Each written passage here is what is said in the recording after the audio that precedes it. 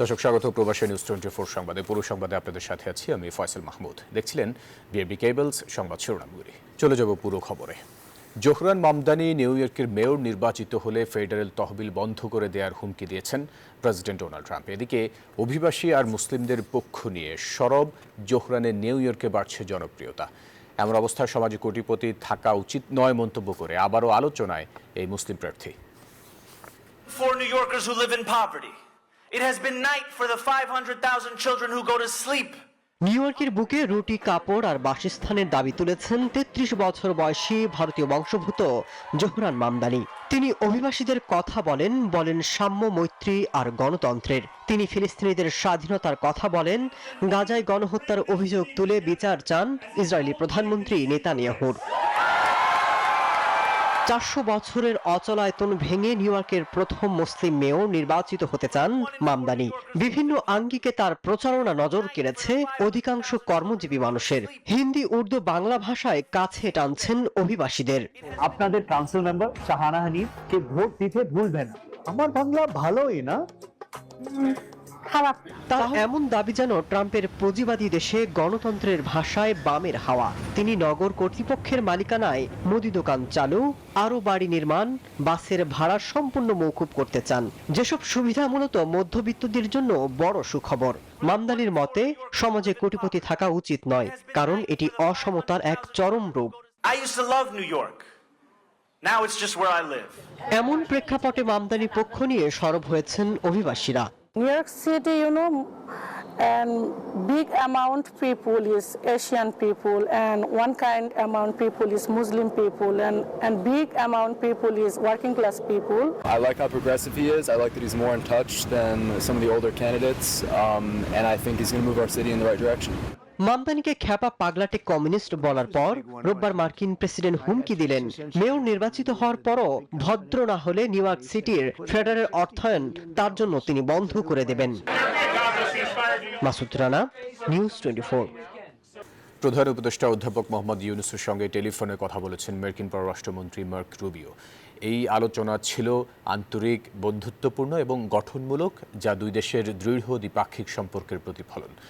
সোমবার সন্ধ্যা 7:30 থেকে প্রায় 15 মিনিটের আলোচনায় দুই নেতা পারস্পরিক স্বার্থ সংশ্লিষ্ট বিভিন্ন বিষয়ে কথা বলেন, যার মধ্যে ছিল বাংলাদেশ যুক্তরাষ্ট্র বাণিজ্য, চলমান সংস্কার প্রক্রিয়া, গণতান্ত্রিক রূপান্তর, আসন্ন সাধারণ নির্বাচন এবং রোহিঙ্গা শরণার্থীদের জন্য সহায়তা।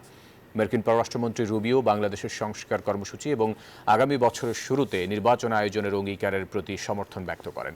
তারা আশা প্রকাশ করেন শিগগিরই শুল্ক সংক্রান্ত আলোচনার সমাপ্তি ঘটবে, যা দ্বিপাক্ষিক বাণিজ্য বৃদ্ধির পথ সুগম করবে। দর্শক, কলকাতায় আইন কলেজের ছাত্রীকে গণধর্ষণের ঘটনায় মুখ্যমন্ত্রী মমতা বন্দ্যোপাধ্যায়ের দ্রুত পদত্যাগ দাবি করেছে বিজেপি। দক্ষিণ কলকাতা আইন কলেজের ছাত্রীকে নির্যাতনের ঘটনায় ক্ষমতাসীন তৃণমূল কংগ্রেস, টিএমসি অভিযুক্তদের বাঁচানোর চেষ্টা করছে বলে অভিযোগ করছে দলটি। এর মধ্যে ওই ছাত্রীকে গণধর্ষণের অভিযোগ তদন্তের জন্য সোমবার সকালে বিজেপির 4 সদস্যের একটি তথ্য অনুসন্ধানকারী দল কলকাতায় গেছেন। দলটির উদ্দেশ্য পশ্চিমবঙ্গের আইন শৃঙ্খলা পরিস্থিতি পর্যালোচনা করা। এছাড়া এই অপরাধটি পূর্ব পরিকল্পিত কিনা সে বিষয়টি নিয়ে তদন্ত করছে পুলিশ। সিডনির প্রাণকেন্দ্র ক্যাসুলা পাওয়ার হাউস অডিটোরিয়ামে অনুষ্ঠিত হল বাংলা সংস্কৃতির প্রাণপ্রবাহ ভবের হাটের 9ম পর্ব। প্রবাসে থেকেও যেন বাংলার মাটির ঘ্রাণ ছুঁয়ে গেল সিডনিবাসী দর্শক শ্রোতার হৃদয়। 28 জুন সন্ধ্যায় জাতীয় সঙ্গীত পরিবেশন ও শাকিল চৌধুরীর সঞ্চালনায় শুরু হয় এক অনন্য আয়োজন। পরিকল্পনা, নির্দেশনা ও পরিচালনায় ছিলেন ফারিয়া আহমেদ।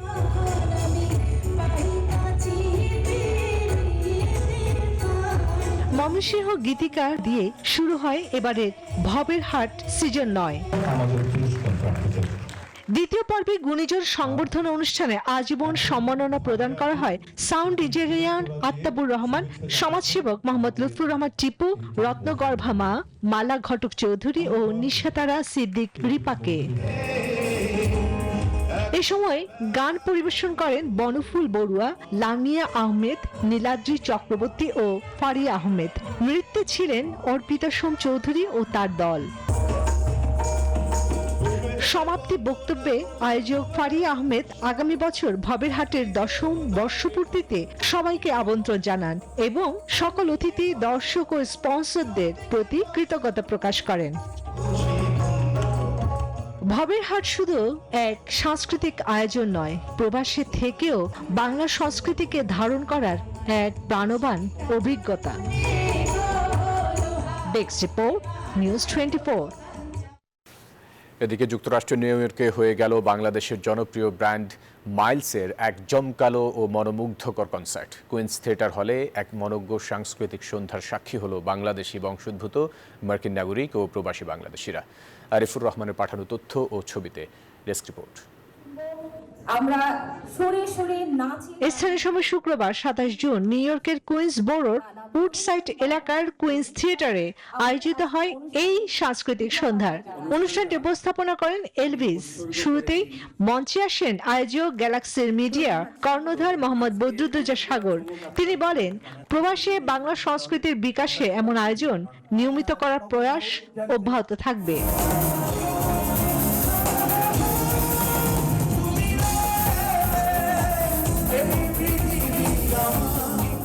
এরপর মঞ্চে দাপিয়ে বেড়ায় মাইলস ব্যান্ড। জনপ্রিয় গান জ্বালা জ্বালায়, হৃদয়হীনা, নিরা তুমি, চাঁদ তারা, সূর্য নও তুমি, প্রতিটি পরিবেশনায় মুগ্ধ হন দর্শকরা। শিল্পী হামিন আহমেদ তার কণ্ঠের জাদুতে ছুঁয়ে যায় প্রবাসী শ্রোতাদের হৃদয়।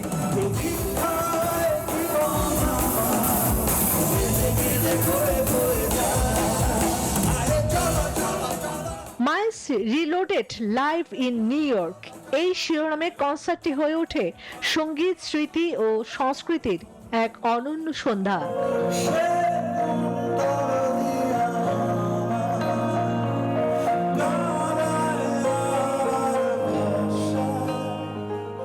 গ্যালাক্সি মিডিয়ার আয়োজনে এই সঙ্গীত সন্ধ্যা শুধু বিনোদন নয়, প্রবাসে বাংলার কৃষ্টি ও সংস্কৃতিকে নতুন প্রজন্মের কাছে পৌঁছে দেওয়ার একটি প্রাণবন্ত প্রয়াস।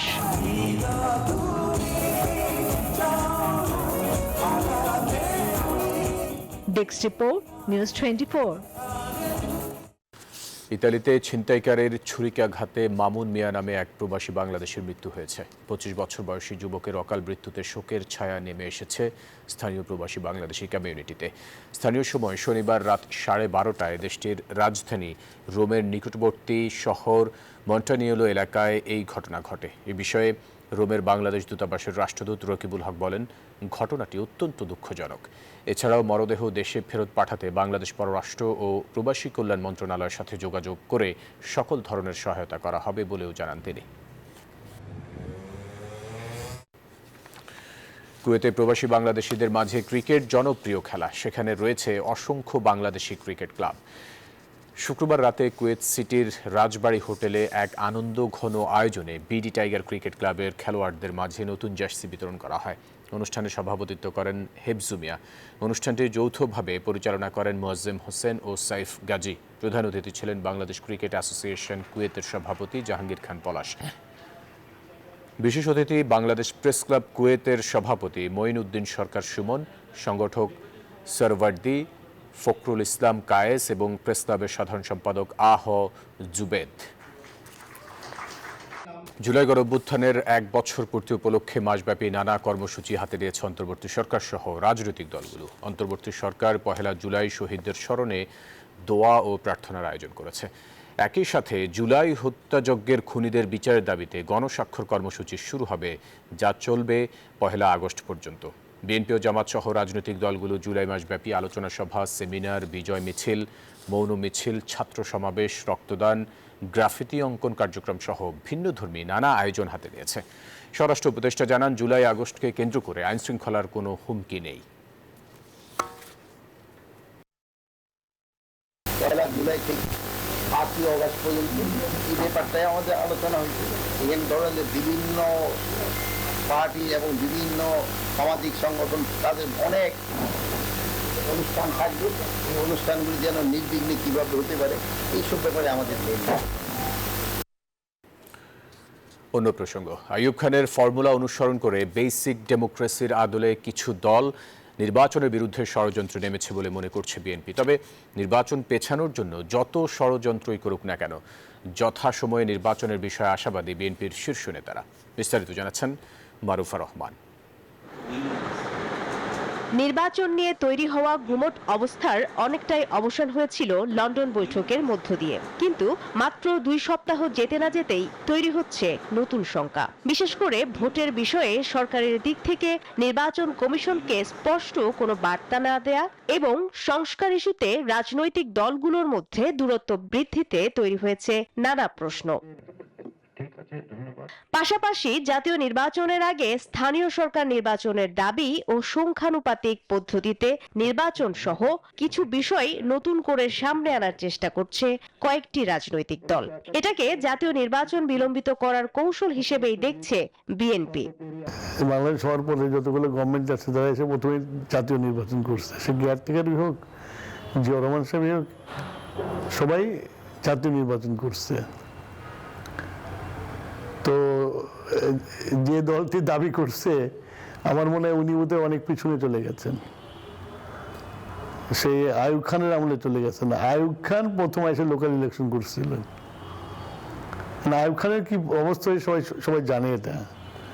তো ওরা কি সেই আইয়ুব খানের স্বপ্ন দেখছে নাকি বাংলাদেশে এসে এতদিন পর আবার আইয়ুব খানের কাজ করবে? করতে পারে, তারা করতে পারে, কারণ তাদের তো সবসময় ওই ধরনের কাজ করে অভ্যাস। বিএনপিকে পরাজিত করার শক্তি প্রতিপক্ষ হিসেবে থাকা সবগুলো রাজনৈতিক দলের নেই বলেও মত দলের স্থায়ী কমিটির সদস্য গয়েশ্বর চন্দ্র রায়ের। সকল রাজনৈতিক দল মিলে 300টি 3 শাসন দেয়, আর বিএনপি এককভাবে 3 শাসন দেয়। তারপরেও সেই নির্বাচনে বিএনপিকে পরাজিত করার শক্তি তাদের নেই। 100 রাজনৈতিক দল থাকতে পারে, কিন্তু 100 রাজনৈতিক দলের ক্যাপাসিটি কতটুকু, বিএনপির ক্যাপাসিটি কতটুকু, এটা তোমাকে মাপতে হবে। এই যে ধরো আওয়ামী লীগ যদি নিষিদ্ধ থাকে, আওয়ামী লীগ যদি নির্বাচনে না আসতে পারে, এক কথা। আর আওয়ামী লীগের যদি নির্বাচনে আসার সুযোগ থাকে বা তারা নির্বাচনে আসে, হ্যাঁ, তাদের যতটুকু শক্তি আছে এখনো ভোটের বাজারে যেটুকুই আছে, এত বদনামের করো, অতটুকু তো সবার মিলে নাই। ষড়যন্ত্র যতই হোক, লন্ডন বৈঠকের পর নির্বাচনের উল্টো পথে হাঁটা সরকার ও অন্যান্য রাজনৈতিক শক্তির পক্ষে কঠিন হবে বলেও মত বিএনপির এই সিনিয়র নেতার। যে সময়সীমা দিয়েছে নিশ্চয়ই সেই সময়ের মধ্যে ওনার মতো একটা মানুষ কমিটমেন্ট করেছে। এবং তারেক রহমান সাহেব তো উনি যেমন সরকারের অবস্থান থেকে একজন পাওয়ারফুল ব্যক্তি, দলের দিক থেকে বাংলাদেশের সবচেয়ে সর্ববৃহৎ দলের নেতা হলো তারেক রহমান। তো এরকম যখন দুজন পাওয়ারফুল ব্যক্তি বসে একটা সিদ্ধান্ত নিয়েছে, তো সেখানে তো আমার নড়চড় হবে বলতে আমি মনে করি না। দ্রুত নির্বাচনের দিন তারিখ ঘোষণা করে দেশি বিদেশি ষড়যন্ত্র থেকে দেশকে রক্ষার আহ্বান জানান বিএনপির নীতি নির্ধারকরা। মারুফা রহমান, নিউজ 24, ঢাকা। নির্বাচিত সরকারের সঙ্গে কাজ করতে চীন মুখিয়ে আছে বলে মন্তব্য করেছেন বিএনপির মহাসচিব মির্জা ফখরুল ইসলাম আলমগীর। সোমবার বিকেলে গুলশানে বিএনপি চেয়ারপারসনের কার্যালয়ে সম্প্রতি দলের চীন সফর নিয়ে আয়োজিত সংবাদ সম্মেলনে এই কথা বলেন তিনি। মির্জা ফখরুল জানান, সফরে রোহিঙ্গা প্রত্যাবাসন, তিস্তা প্রকল্প এবং রাজনৈতিক পর্যায়ের বিভিন্ন বিষয়ে বিস্তারিত আলোচনা হয়েছে। তিনি বলেন, রাখাইন রাজ্যের নাগরিকদের নিরাপদ এবং সম্মানজনক প্রত্যাবর্তনের বিষয়ে চীন আরও কার্যকর ভূমিকা রাখার আশ্বাস দিয়েছে। আমরা আলোচনা করেছি এবং আমাদের ভারপ্রাপ্ত চেয়ারম্যান জনাব তারেক রহমানকে চীন সফরের আমন্ত্রণ জানিয়েছেন এবং দ্রুতই একটি নির্বাচিত সরকারের সাথে নতুনভাবে কার্যক্রম শুরুর ব্যাপারে চীনের পক্ষ থেকে আশাবাদ ব্যক্ত করেছেন। আমরা মায়ানমারের রাখাইন রাজ্যের রোহিঙ্গা নাগরিকদের নিরাপত্তে স্বেচ্ছা সম্মানজনক প্রত্যাবর্তনের ব্যাপারে চীনের অধিকতর এবং কার্যকর ভূমিকা রাখার আহ্বান জানিয়েছে। রাজধানীর গুলশানে বিএনপি চেয়ারপারসনের রাজনৈতিক কার্যালয়ে রাতে বিএনপির জাতীয় স্থায়ী কমিটির বৈঠক অনুষ্ঠিত হয়। বৈঠকে ভার্চুয়ালি যুক্ত হয়ে সভাপতিত্ব করেন বিএনপির ভারপ্রাপ্ত চেয়ারম্যান তারেক রহমান। বৈঠকের এজেন্ডায় সংস্কার ইস্যু ও জুলাই সনদ নিয়ে সর্বশেষ পরিস্থিতি পর্যালোচনা করা হয়। এছাড়া আগামী জাতীয় সংসদ নির্বাচন নিরপেক্ষ ও সুষ্ঠু করার স্বার্থে কেন্দ্রীয় ও মাঠ পর্যায়ে প্রশাসন ঢেলে সাজানোর বিষয় নিয়েও বৈঠকে গুরুত্বপূর্ণ আলোচনা হয়। সম্প্রতি বাংলাদেশ থেকে স্থলপথে 9 ধরনের পণ্য আমদানিতে ভারতের নিষেধাজ্ঞার বিষয়টিও আলোচনায় স্থান পায়।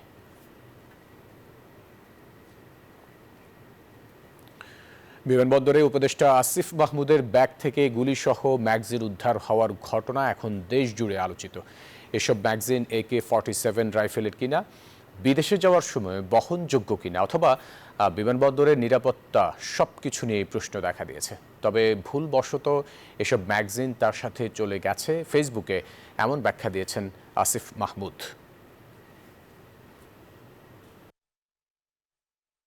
মরক্কোর মারাকেশে অনুষ্ঠেয় ওয়াইসি ইউথ ক্যাপিটাল ইন্টারন্যাশনাল প্রোগ্রামে অংশ নিতে রোববার ভোরে উপদেষ্টা আসিফ মাহমুদ শাহজালাল আন্তর্জাতিক বিমানবন্দর দিয়ে দেশ ত্যাগ করেন। ভোরে বিমানবন্দরে স্ক্যানিংয়ের সময় তার ব্যাগে ম্যাগজিন থাকার বিষয়টি ধরা পড়ে। এ ঘটনা আলোচনার জন্ম দেয় দেশ জুড়ে। অস্ত্র লাইসেন্স নীতি অনুযায়ী লাইসেন্স পেতে কমপক্ষে 3 বছর 3 লাখ টাকা বা তার বেশি আয়কর প্রদান করতে হয়। লাইসেন্স পেতে বয়স হতে হয় কমপক্ষে 30 বছর। কিভাবে এবং কেন এসব ম্যাগজিন একজন উপদেষ্টার সাথে থাকে, সামাজিক যোগাযোগ মাধ্যমে এসব আলোচনা সমালোচনার মধ্যেই আসিফ মাহমুদ এ নিয়ে নিজের ভেরিফাইড পেজে ব্যাখ্যা দিয়েছেন। সচিবালয় আইন শৃঙ্খলা সংক্রান্ত কোর কমিটির বৈঠকে স্বরাষ্ট্র উপদেষ্টাকে এই বিষয়ে প্রশ্ন করা হলে তিনিও ভুলে ম্যাগজিনগুলো তার সাথে চলে গিয়েছে বলে জানালেন। এটা কিন্তু AK-47 না, এটা তারই একটা লাইসেন্সকৃত হাতিয়ার, পিস্তলের একটা ম্যাগজিন যে থাকে, একটা খালি ম্যাগজিনটা, ওইটা ভুলে ওনার রয়ে গেছিল। ওইটা বিদেশ যাওয়ার কিছু না, হয়তো ভুলে অনেক সময় আপনি দেখেন হয়তো চশমাটা নিয়ে যাবেন, ভুলে হয়তো চশমা না নিয়ে মোবাইলটা নিয়ে রওনা হয়ে গেলেন। এরকম এই ভুল, এটা একটা মানে জাস্ট একটা ভুল। যেহেতু এটা নিয়ে তো বাইরে ওনার যদি জানতে পারতো আগে, তো উনি কোনো অবস্থায় এটা নিতেন না। স্বরাষ্ট্র উপদেষ্টা বলেন, প্রথম চেকিংয়ে কাদের গাফিলতির জন্য তার সাথের ম্যাগজিন ধরা পড়ল না তা জানতে নির্দেশ দেওয়া হয়েছে। এই জন্য আমি অলরেডি বলেছি, যে হোক, হয়তো আমার ভাই আপনাকে ইয়ের নেতা, উনি যে সময় ঢোকে অন্যান্য সময় থেকে উনি একটু প্রিভিলেজ পায়। এই প্রিভিলেজটা যেন কারো ক্ষেত্রে না হয়, সবার ক্ষেত্রে যেন আইনটা একইভাবে প্রয়োগ করে, এই জন্য বলা হয়েছে। আমি যেহেতু এই আইনটা পুরোটা দেখি না, এই ব্যাপারে আমি কিছু বলতে পারবো না। জুলাই আগস্টকে কেন্দ্র করে 1 জুলাই থেকে 5 আগস্ট পর্যন্ত সারা দেশে বিভিন্ন রাজনৈতিক দল এবং সামাজিক যেসব অনুষ্ঠান করবে তা ঘিরে আইন শৃঙ্খলার কোনো হুমকি নেই বলে জানান স্বরাষ্ট্র উপদেষ্টা। অনুষ্ঠানগুলি পুরো বাংলাদেশ। সানাজি ইয়াসমিন, নিউজ 24, ঢাকা। দর্শক, ছিল প্রবাসী নিউজ 24 সংবাদে। এতক্ষণ সাথে থাকার জন্য ধন্যবাদ সবাইকে।